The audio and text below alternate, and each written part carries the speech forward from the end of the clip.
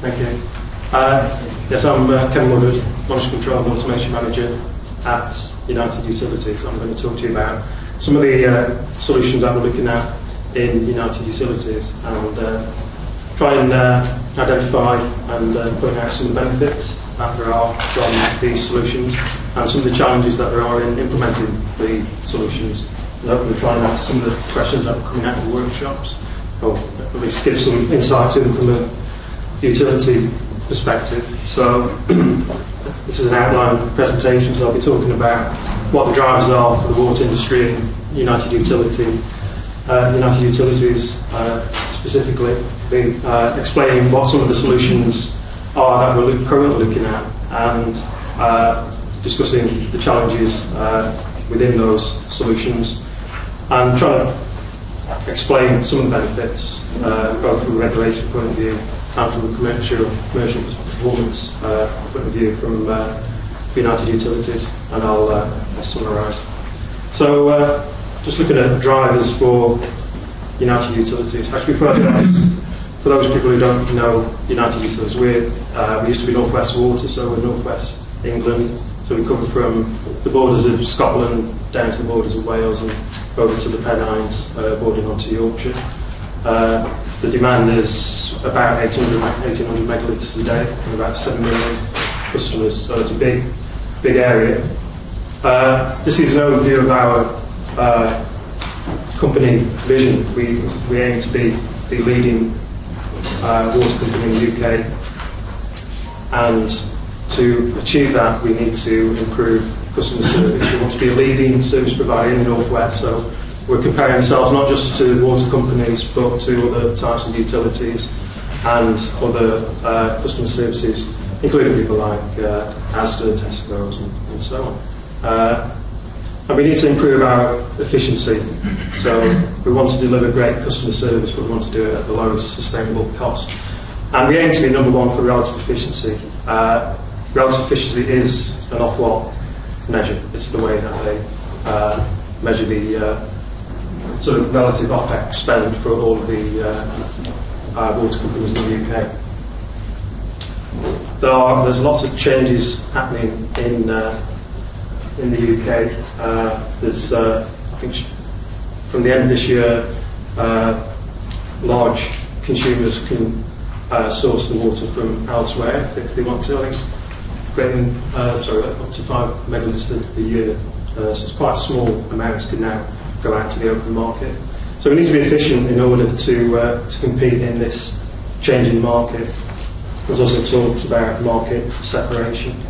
Now, a key change in recent years has been the introduction from Ofwat of the Service Incentive Mechanism, which is SIM.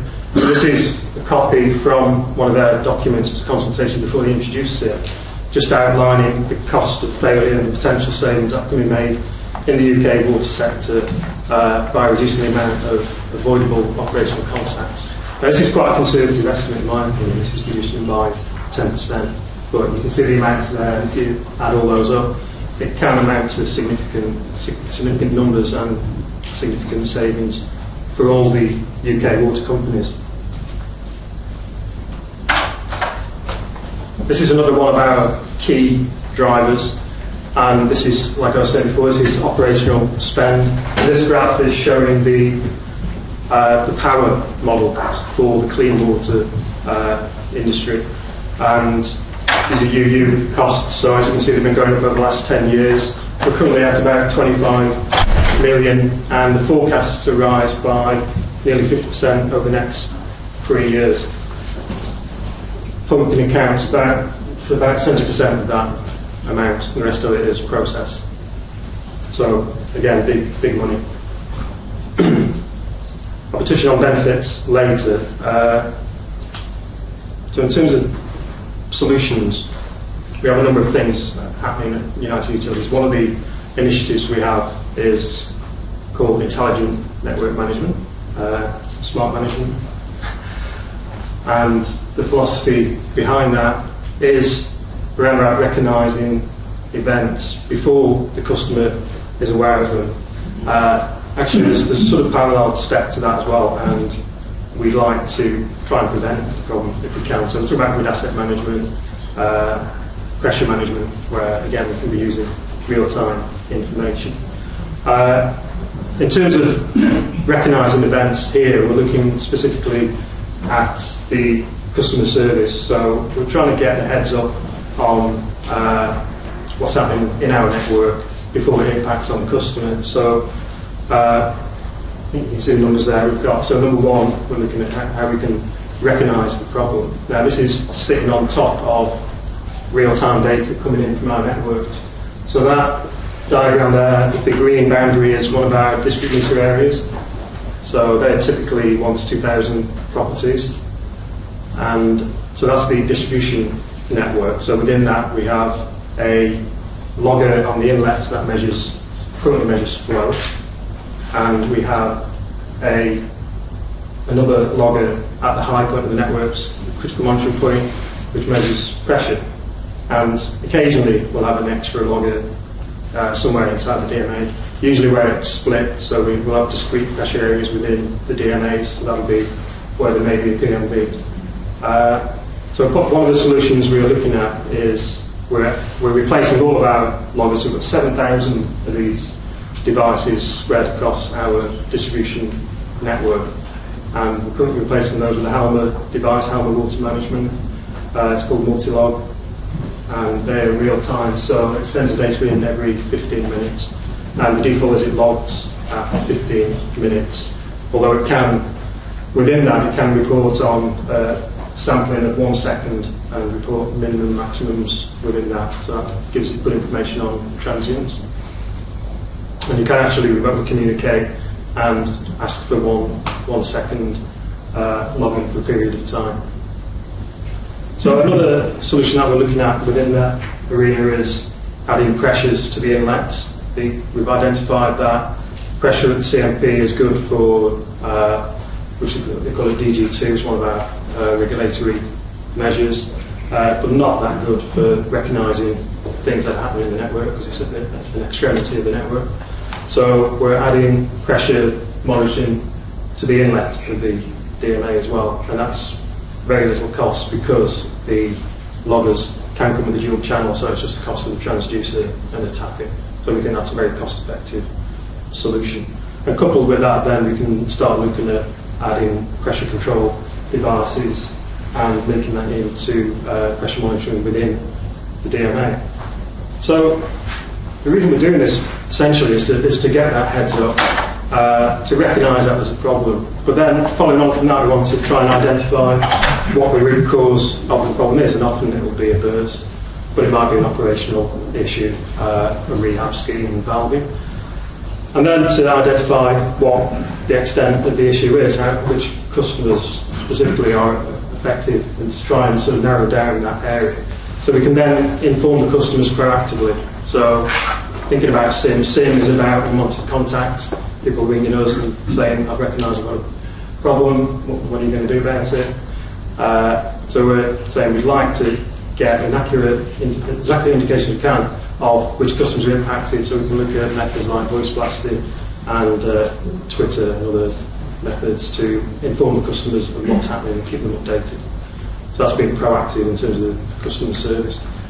So then within that, I should say actually alongside this we've got what we call event coordination, so it's people, probably with a network background, based centrally, who are interpreting this information on GIS background with the mains information, schematics for the upstream networks, so that's upstream of these DMAs into the trunk mains and serves as well as pump stations, and potentially using network models to help with locating which customers are affected and the problem, and leading on to that, potentially identify the solution and say that to get those customers on as quickly as possible, you can rezone, and that's the priority in terms of mobilising the solution, is to isolate the issue down to as small areas as possible, restore supply to as many people as we can, and then repair the issue. And those are looking at ways that we can use innovation for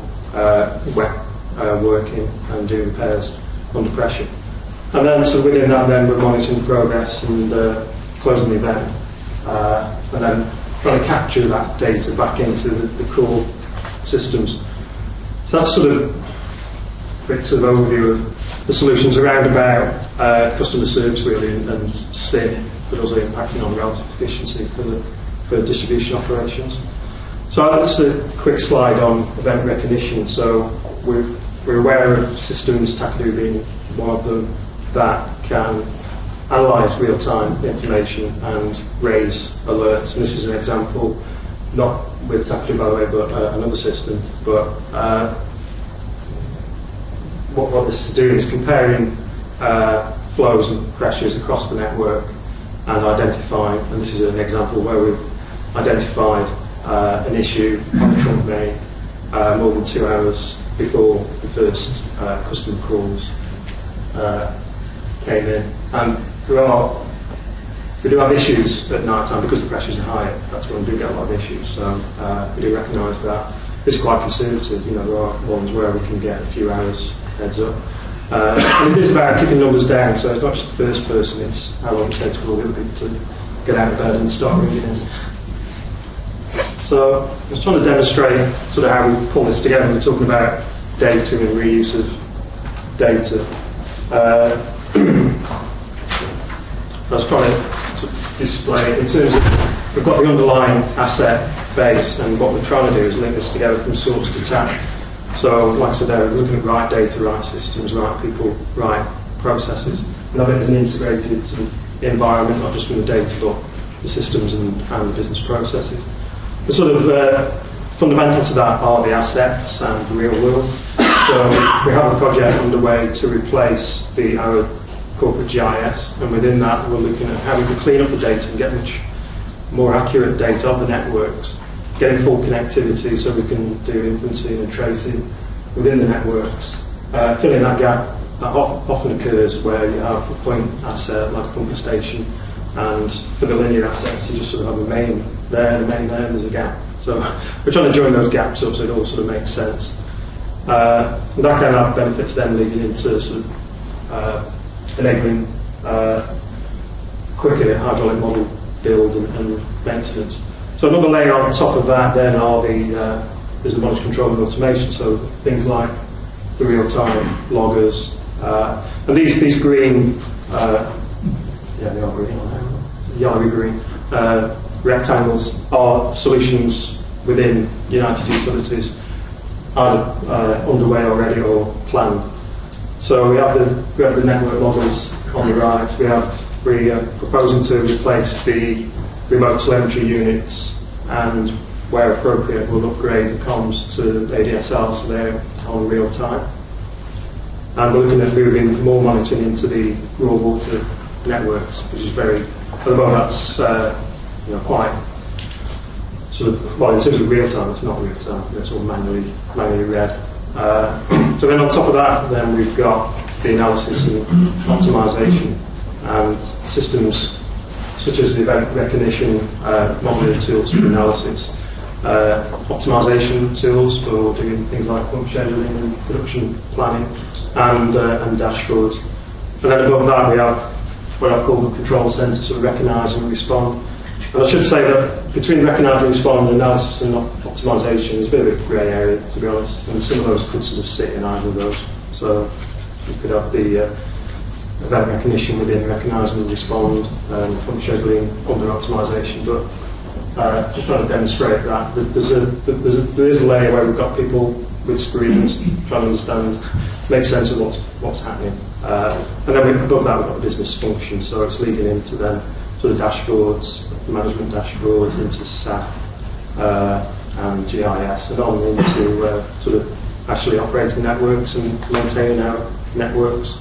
And as you layer those pieces of information and systems, then you're getting increasing business value. So I think that sort of maps onto what some of the workshops we're talking about trying to integrate information. So, and this is, these are solutions, but it's a challenge.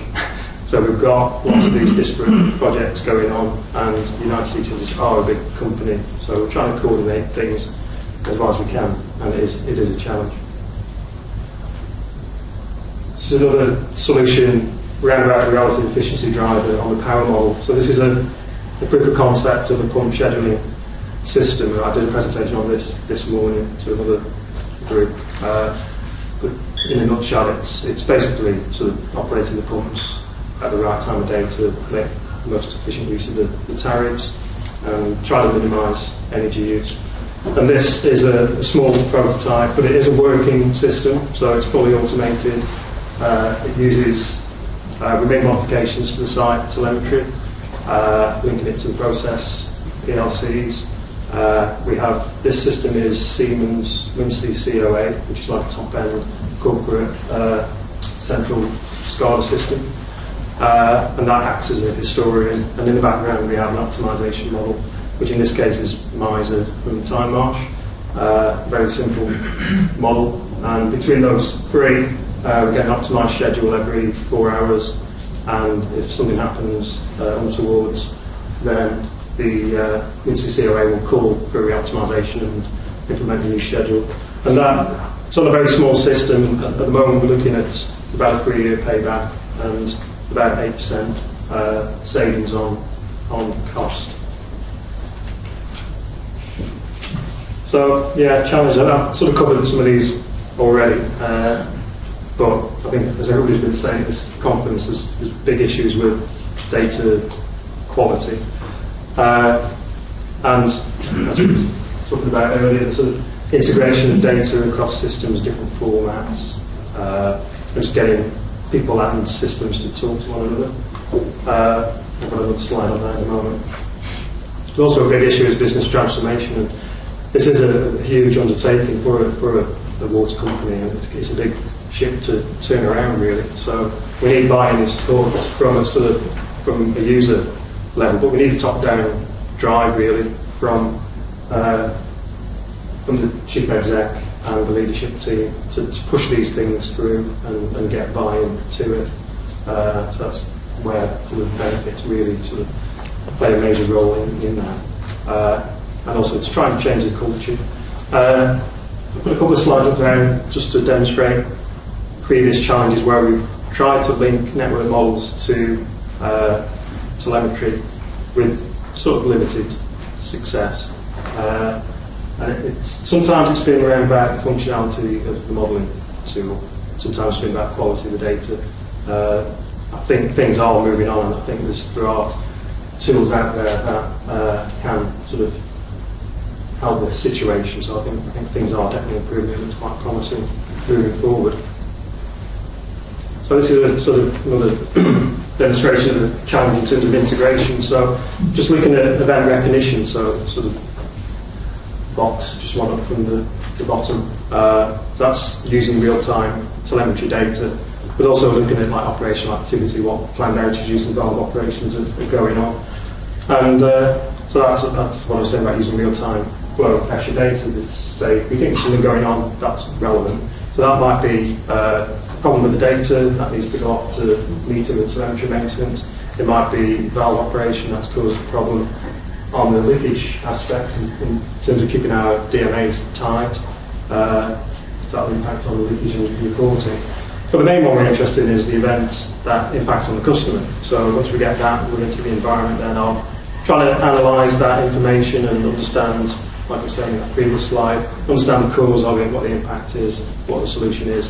But there's a few tools that are of use in there, GIS as visualisation, SCADA for trends, the event recognition tool itself, schematics, potential network models and so on. So it's thinking about how we bring these disparate tools together to give a sort of single view, because the last thing we want is the operator looking at like 20 different screens.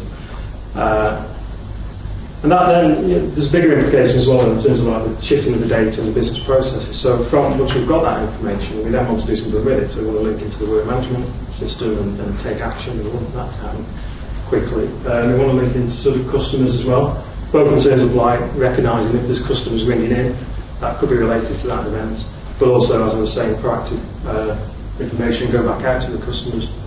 And then closing that loop round to get the information back into the systems, keeping the data up to date. So, and at United Utilities, some of those are big systems. So we've got SAP and SWE moving forward. and the telemetry system, the Siemens system.